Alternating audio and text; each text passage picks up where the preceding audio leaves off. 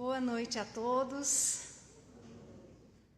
Que o Divino Mestre Jesus envolva a todos nós, encarnados e desencarnados, em suas bênçãos de luz, acalmando, serenando os nossos corações, as nossas mentes, que possamos nos colocar receptivos às reflexões desta noite, na certeza do amparo e da assistência da espiritualidade amiga da casa.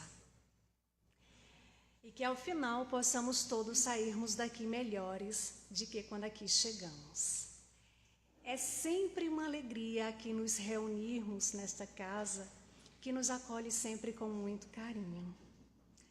Trazemos, então, os abraços de nossos irmãos da Fraternidade Espírita Bezerra de Menezes, agradecendo a Deus e a Jesus a oportunidade de estudar a doutrina espírita, que nos fornece todos os elementos para melhorarmos, através do Evangelho de Jesus que nos consola, que nos fortalece em todos os momentos.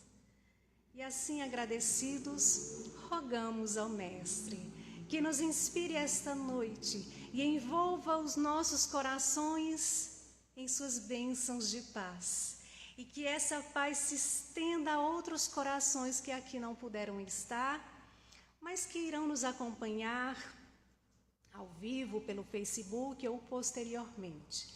Que Deus e Jesus abençoe a todos. Meus irmãos,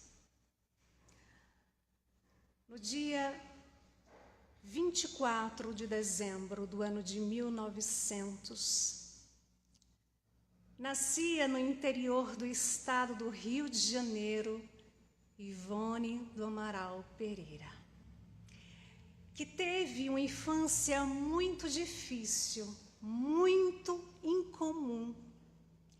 Ela mesma narra em sua autobiografia, que se encontra no livro A Luz do Consolador, é uma obra publicada pela FEB. Então, toda a sua vida foi passada em meio de muito sofrimento, porque ela recordava de sua reencarnação na Espanha, em Portugal, ali no século XIX.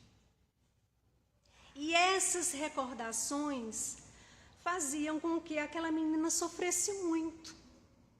Ela mesma dizia que ao reencarnar no Brasil, ela nascia ali em um grupo de espíritos muito estranhos, porque aqueles espíritos que ela amava, que ela conviveu durante muitos séculos, estes continuaram as suas romagens, mas ela não.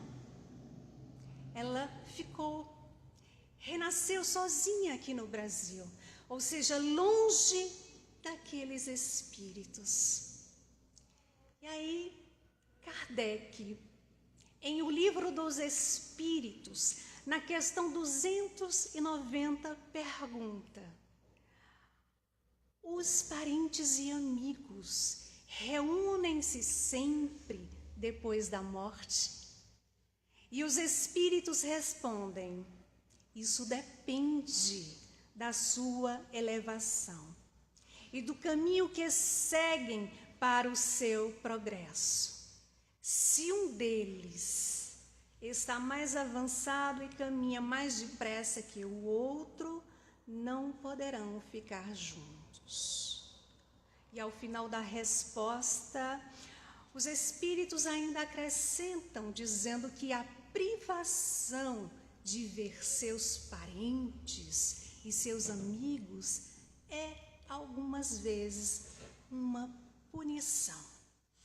Era assim que Ivone se sentia, punida por estar longe daqueles espíritos, por não poder acompanhar aqueles que foram seus familiares no passado.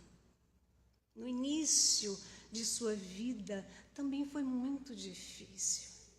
Enquanto seus familiares ali estavam reunidos em uma fazenda, comemorando ainda as festas do início do ano.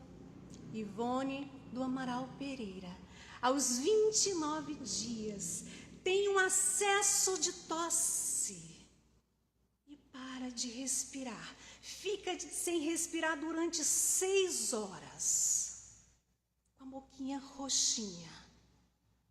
Ela estava em estado de letargia.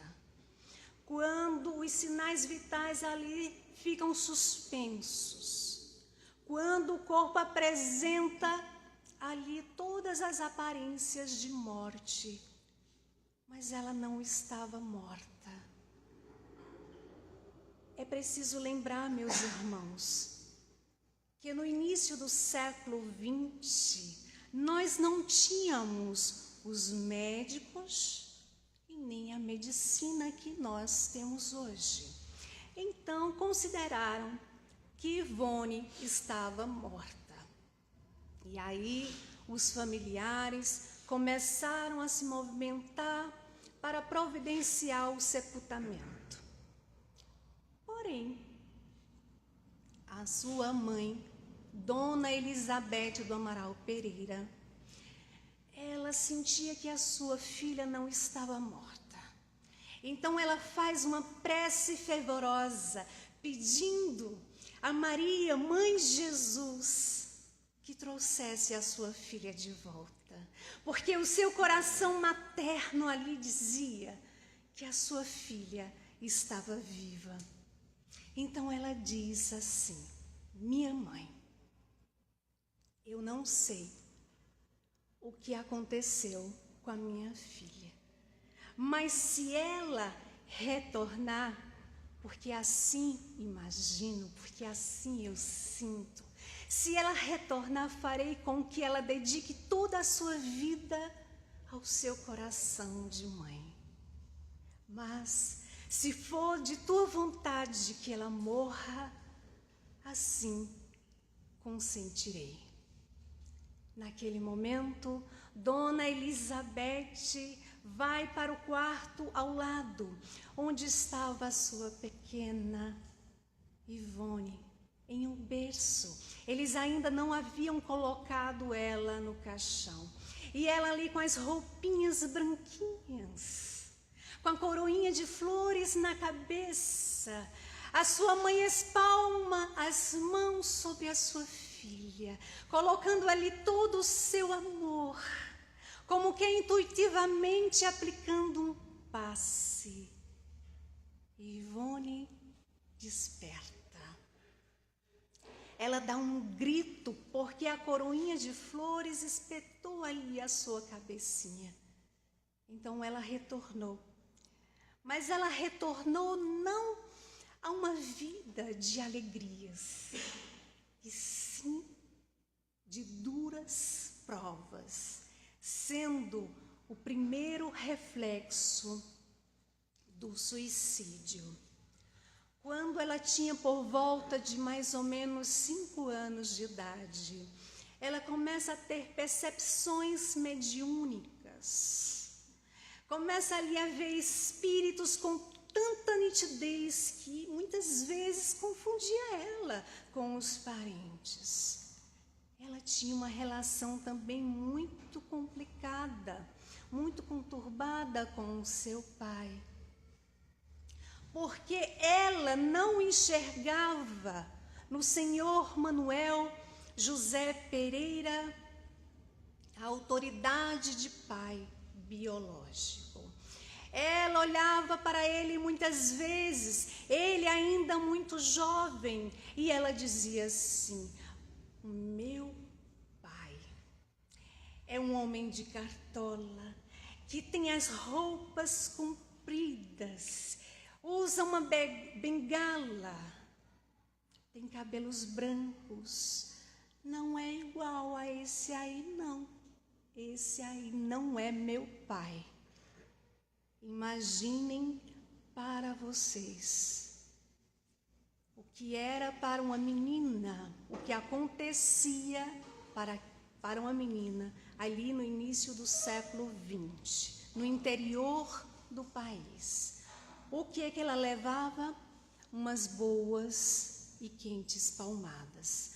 Então, ela considerava muito sofredora, não só por não reconhecer nos pais as autoridades que eles tinham, mas também por continuar vendo aqueles dois espíritos.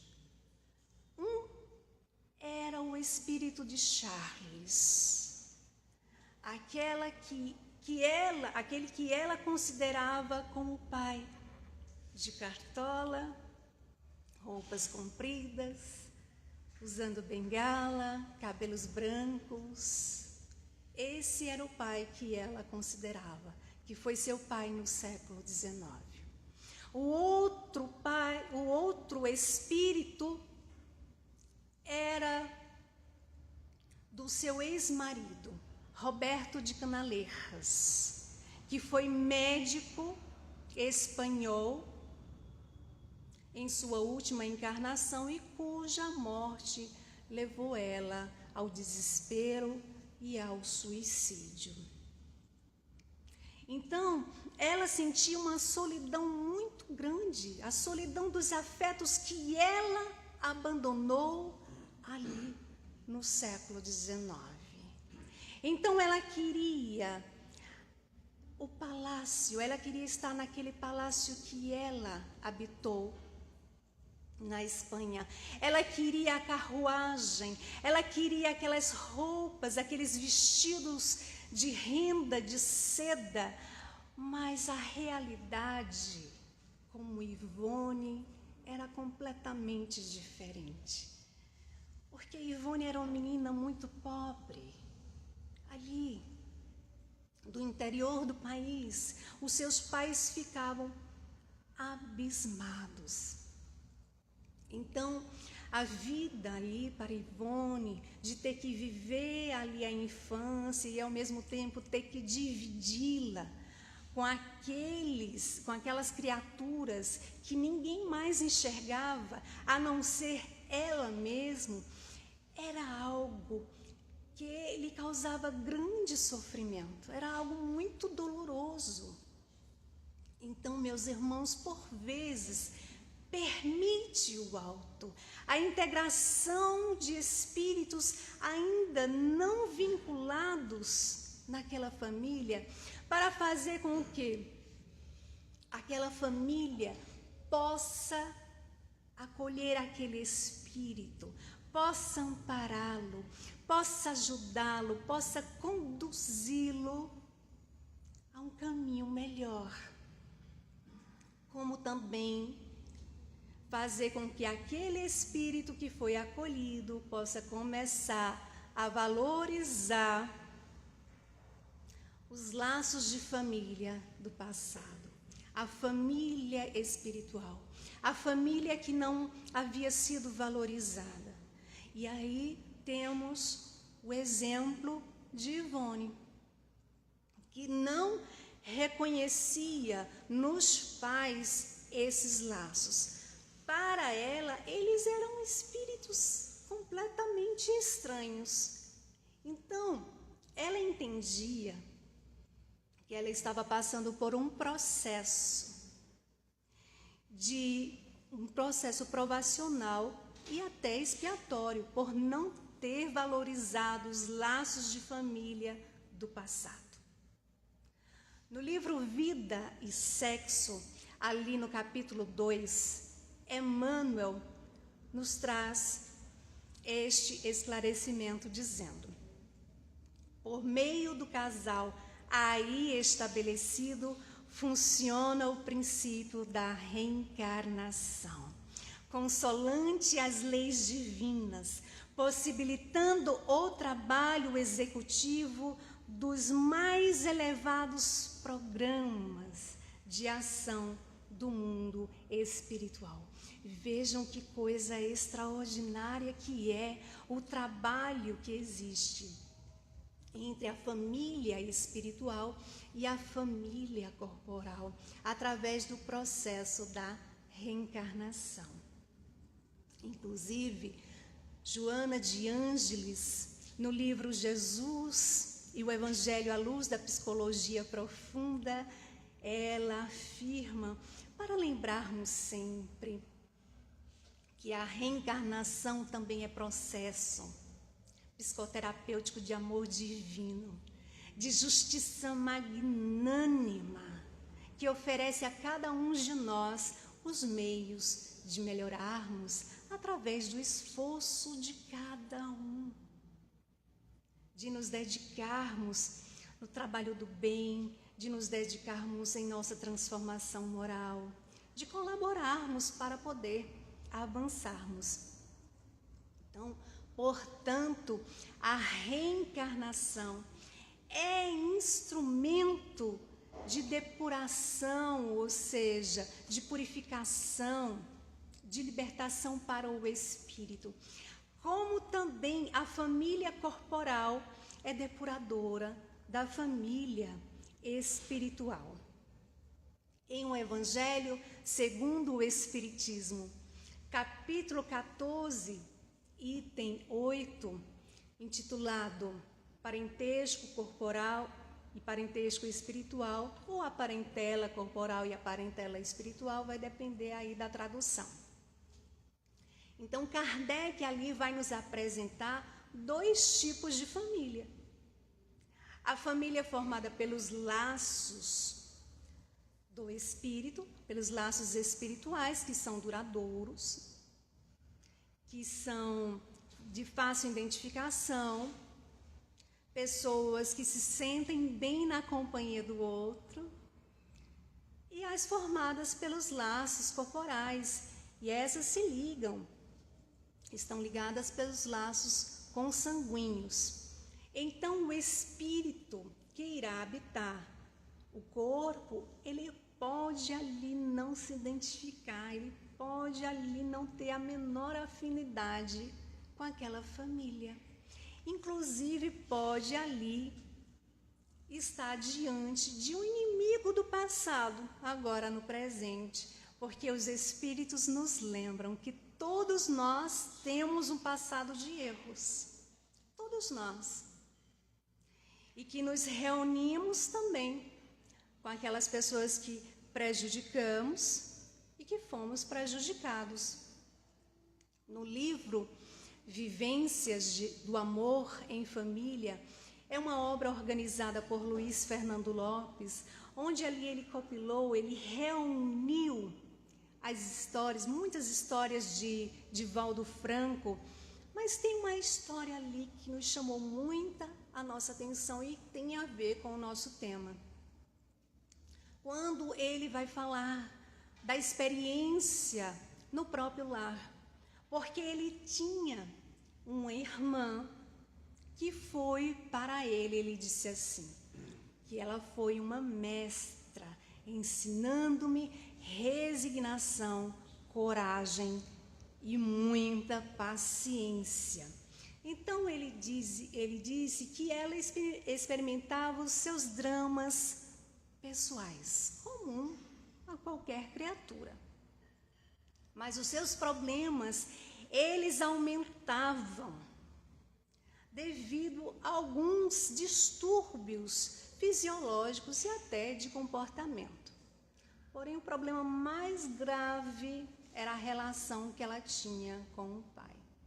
Ela não suportava o pai. Ela odiava o pai. E Divaldo esclarece que era resultado de circunstâncias infelizes do passado. Então, muitas vezes ali, ela em conversa com Divaldo, ela dizia assim, eu odeio tanto aquele homem que eu sei que dentro de 5 minutos ele vai entrar por aquela porta. E não dava outra. Em 5 minutos ele entrava. Ela sempre acertava. Divaldo também esclarece que ela sentia, ela percebia a irradiação psíquica dele a 1 quilômetro, demonstrando o vínculo que os dois tinham da existência anterior. Muitas vezes eles ali reunidos na sala, ela percebia que ele estava chegando. Então ela se retirava, ia para o outro cômodo, ia para o quarto para não ter que vê-lo. Ela não chamava pelo nome dele, ela não chamava de pai, ela não pronunciava o nome pai. Então, constantemente ela dizia assim para Divaldo: eu não posso sequer sentir a lembrança dele, que eu tenho muita vontade de matá-lo.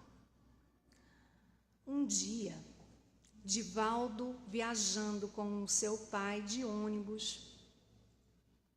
o seu pai confidenciou: a sua irmã é louca, ela ama a todo mundo e me odeia com todas as forças. E eu que sou um pai maravilhoso. E depois ali daquele desabafo, ele começa a chorar. Então ele pergunta: meu filho, se sua irmã pudesse, ela me mataria, não é verdade? E Divaldo respondeu: é verdade, meu pai. E era verdade. Então, neste momento, Divaldo sente ali uma compaixão muito grande pelo seu pai e pela sua irmã. Quando ele volta o olhar para o seu pai, ele tem ali uma visão psíquica do que havia acontecido com os dois no passado reencarnatório. Então, ele ali vê que a sua irmã, no século XIX, na Argélia, era uma bailarina de cabaré. E foi assassinada por ele. Ele era casado e a matou porque ela não quis ceder aos seus caprichos de homem sedento, em aventuras eróticas. Então, a ex-amante agora retorna como filha para que ambos possam sublimar o amor. Só que a filha via no pai da existência atual o ex-amante, a imagem do ex-amante, que ele estragou a vida no passado. Quantas vezes ouvimos relatos de intrigas dentro do próprio lar? Quantas vezes ouvimos alguém dizer assim: eu me sinto estranho, parece que eu não faço parte daquela família, eu sinto que ninguém gosta de mim.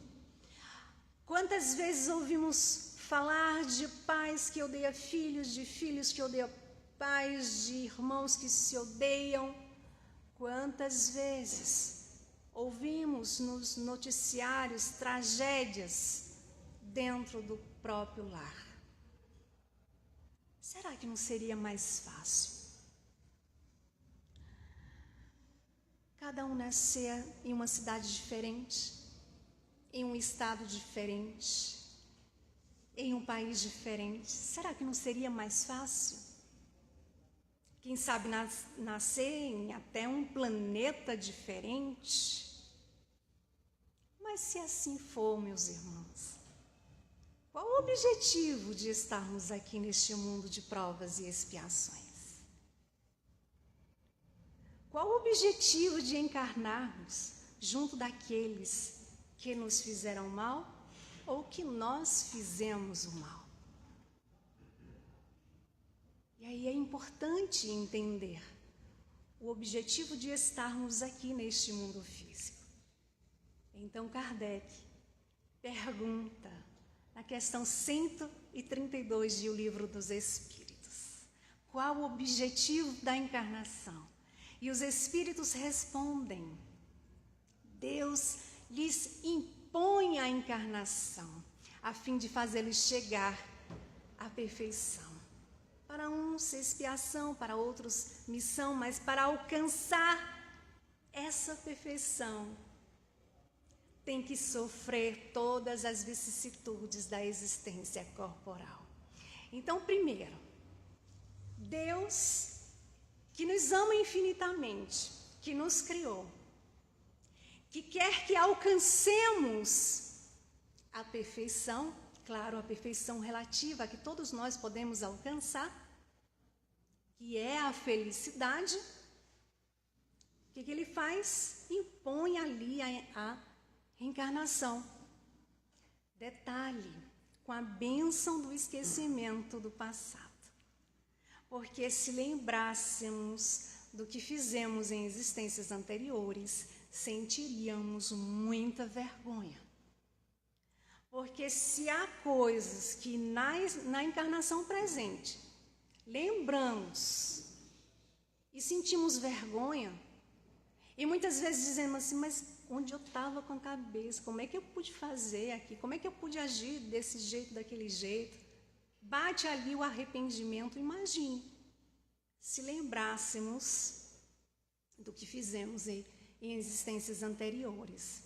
Então, meus irmãos, não nos enganemos, porque para alcançar essa perfeição, né, é preciso voltarmos as nossas atenções na existência da qual nós nos encontramos e nos esforçarmos para corrigir, consertar, reformar, transformar aquilo que está em nós, não é no outro. Nós podemos sim ser um bom exemplo para o outro e assim vamos contribuindo nesse processo evolutivo. Também não nos enganemos, que nós não estamos no endereço errado. Estamos no endereço exato, convivendo com as pessoas necessárias ao nosso aprendizado. Então, Kardec, inclusive, nos lembra dizendo assim, pode acontecer que os que encarnam numa mesma família sejam completamente estranhos uns com os outros, afastados entre si por antipatias, igualmente anteriores, que se traduzem na Terra por mútuo antagonismo, divergência, antipatias, conflitos, e nos serve de quê? De provação, de provação. Vamos refletir. Somos espíritos perfeitos? Tem algum espírito encarnado aqui que é perfeito? Não, né?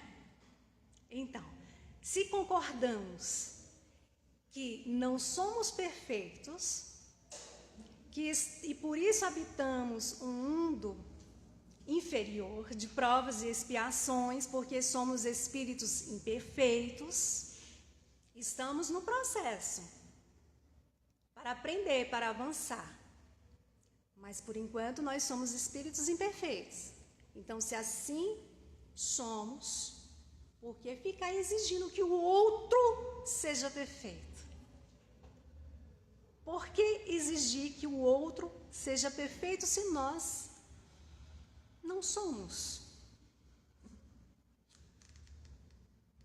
Nós não somos perfeitos. Estamos num mundo de provas e expiações, nessa grande escola que nos convida constantemente a passarmos de ano a cada encarnação e a nos elevarmos na direção do amor de Deus. E aí o Espírito Emmanuel nos lembra ao dizer assim, é da lei. É da lei que a conta durma com o devedor, acordando com ele no dia seguinte. E no livro Justiça Divina, capítulo 14, intitulado Quitação, Emmanuel vai nos esclarecer dizendo assim, todas as contas a resgatar pedem ligação direta entre credores e devedores. E ele nos lembra, dizendo assim, é por isso que te vês frequentemente na terra, diante daqueles a quem deves algo. Então, meus irmãos, quais são os verdadeiros laços de família? São os da consanguinidade? Esse é sangue do meu sangue? Vamos a um exemplo? Nasce um bebê, lindo, fofo, e os pais ali estão encantados com tanta fofura. E diz assim: olha só o meu filho, o herdeiro, sangue do meu sangue. Aquela fofura cresce. E quando aquela fofura cresce, o discurso dos pais muitas vezes modificam. Eu não sei a quem esse menino puxou. A mim não foi, a mãe dele também não. Olha, eu me dedico tanto a ele, eu dou tudo para ele, não falta nada. Eu trato ele com tanto carinho, com tanto amor e só levo patadas. Quando ele me olha, parece que ele está olhando para um inimigo. Quais são os verdadeiros laços de família? São esses? O que diz Kardec?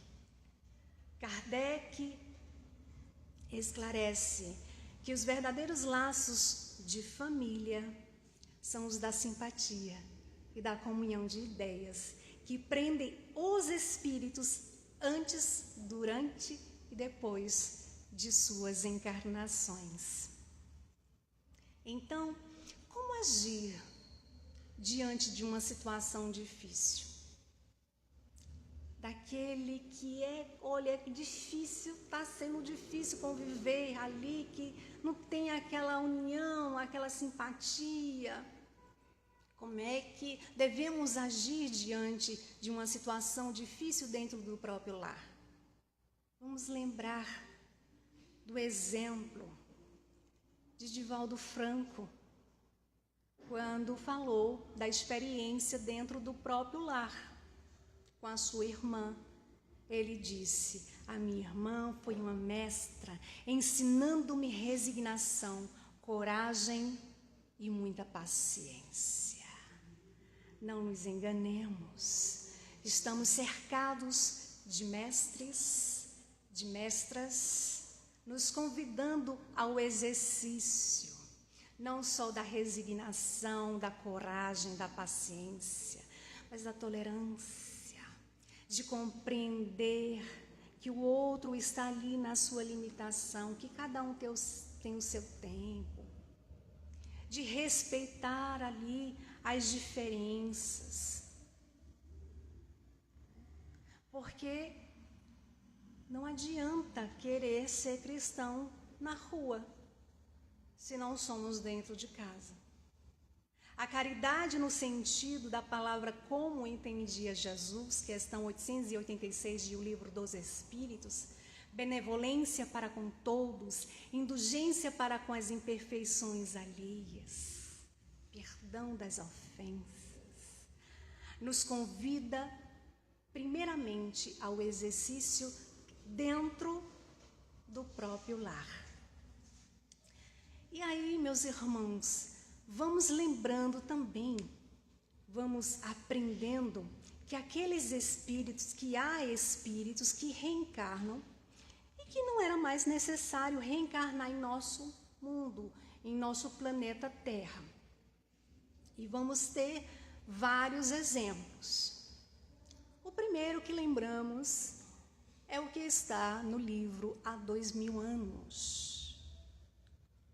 Lívia, a esposa de Públio Lentulus, senador, uma das encarnações do Espírito Emmanuel.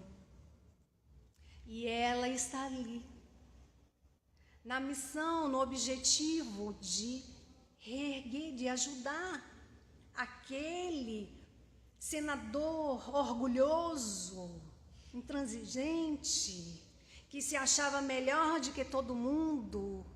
Mas ela não ajuda apenas ele, ela ajuda também, ela está ali também para ajudar outros, com todo o seu amor, seu empenho, sua dedicação. No livro Renúncia, Emmanuel narra que o espírito Alcione, habitando a constelação de Sírius, ao solicitar permissão para reencarnar em nosso planeta, ela foi advertida pelo mentor espiritual que disse assim: olha, você tem certeza? É porque eu conheço muitos que após pedirem missão arriscadas como essas, voltaram vulnerados, cheios de problemas para resolver. Ela tinha um objetivo, uma missão, que era ajudar o seu amado Pollux e outros amigos. E aí ela reencarna. Essa obra é fantástica, como todos os romances de Emmanuel, que na realidade não só são romances, são livros de estudos. Inclusive nos emociona muito quando, em um momento que ela está ali procurando emprego, tal, e tudo, passa por uma entrevista, e que o padre Damiano, que é uma das encarnações de Emmanuel, revela para ela que aquele que iria ser o seu chefe era, em realidade, o seu pai. E que a segunda esposa, Susana, tinha sido responsável por armar um plano, juntamente com um primo de Madalena Villamil, que era mãe de Alcione, para destruir a família. E ele diz assim: minha filha, eu sei que eu não estou em condições de te ajudar como eu gostaria, mas daremos um jeito. E ela diz assim: como discípulos do Evangelho, compreendemos que não se deve abandonar o combate ao mal em hipótese alguma. Entretanto, neste nosso caso, devemos seguir em batalha silenciosa. Eu conheço que a minha mãe, ela tem provado infinito martírio, mas os criminosos, padre, os criminosos são mais desventurados, são mais infelizes. Olha a lição que Alcione nos traz quando nos permitimos desenvolver um novo olhar, um novo ponto de vista, olhar aquele inimigo e ver a presença de Deus. Vamos a outro exemplo. A mãe de André Luiz, no livro Nosso Lar, quando fala para ele que vai reencarnar. Ele, no primeiro momento, não gosta nada da ideia, porque ela já habitava ali a esfera superior. Claro, devido a todo um trabalho de abnegação. Mas aí ela diz assim que precisa reencarnar para ajudar Laerte, que havia sido o seu ex-esposo, pai de André Luiz, e que há muito tempo estava ali nas trevas, junto, inclusive, com aquelas que foram amantes dele. E que ele estava em sintonia vibratória tão baixa que ele não percebia a presença daqueles que estavam ali para ajudar, para reerguê-lo. Então ela diz assim: olha, meu filho, eu vou reencarnar, vou casar novamente com ele, vou inclusive receber aquelas que foram amantes do seu pai como filhas do coração. Então André Luiz vê nela, na sua mãe, uma mensageira do amparo, porque ela saberia ali converter os verdugos, os inimigos, em filhos do coração, para que eles pudessem retomar os caminhos de filhos de Deus. Vejam quantas lições, nos mostrando a importância do ambiente doméstico, de identificarmos no lar a escola viva da alma. Assim nos orienta o Espírito Emmanuel no livro Vida e Sexo, capítulo 4. Então, a família consanguínea é importante instrumento para o novo homem, onde o espírito, ele é ali constrangido a viver para continuar a sua trajetória evolutiva. A família corporal, ela é instrumento importante ali para o espírito imortal, onde todos estão em um processo de autoburilamento, de resgate, de débitos, de reajustes, No livro No Mundo Maior, temos ali quando André Luiz narra o reencontro dele com o seu avô Cláudio, que há mais de 40 anos estava nas trevas, em estado de loucura, devido os interesses materiais que ele era ali envolvido, devido ali também carregar dentro dele o sentimento de culpa, por, de certa forma, ter sido responsável pela morte de sua irmã Ismênia. O que aconteceu foi o seguinte: o pai de Cláudio, o avô de André Luiz, em sua juventude conturbada, teve uma filha chamada Ismênia. E essa filha, ela é acolhida quando ele se casa pela sua esposa. E ali estão Cláudio e Ismênia. Em determinado momento, os seus pais são acometidos por uma febre maligna e desencarnam. Na véspera do casamento de Cláudio, ele estava noivo. O que ele faz? Expulsa a sua irmã Ismênia de casa. E ela é obrigada a viver em casa de família, trabalhando como copeira. Ela passava uma situação muito difícil. E então ela se casa. Só que o seu marido maltratava muito ela, era muito grosseiro, muito bruto. Eles têm algumas filhas. E depois de muito sofrimento, ela ali adoece e desencarna. Só que havia um planejamento aí, porque ela reencarna como filha de uma das filhas. Por quê? Porque o avô de Cláudio já havia sido ali recolhido no plano espiritual, estava passando ali todo o processo de preparação para reencarnar. E ele iria reencarnar filho de quem? Daquela que foi a sua irmã no passado, que ele expulsou de casa, para lhe ter a oportunidade de reconciliar com aquela que seria agora a sua mãe. O seu pai iria ser pedreiro e ele também iria se tornar pedreiro, para aprender a conviver com as coisas simples, para aprender a valorizar o que é simples. Porque ao deixarmos o corpo físico, nós só levamos conosco aquilo que podemos agregar em nosso coração, em nossa mente e em nosso espírito. Esses são os tesouros que nós podemos acumular, guardar dentro de nós. Nada que está fora de nós podemos levar. Então, vai também nos trazendo a lição de que estamos encarnados na experiência de conviver com afetos e desafetos do passado no presente, para aprender a desenvolver em nós o amor, o perdão, para lembrarmos que Jesus falou e fala aos nossos corações: reconcilia-te depressa com o teu adversário, enquanto te encontras a caminho com ele.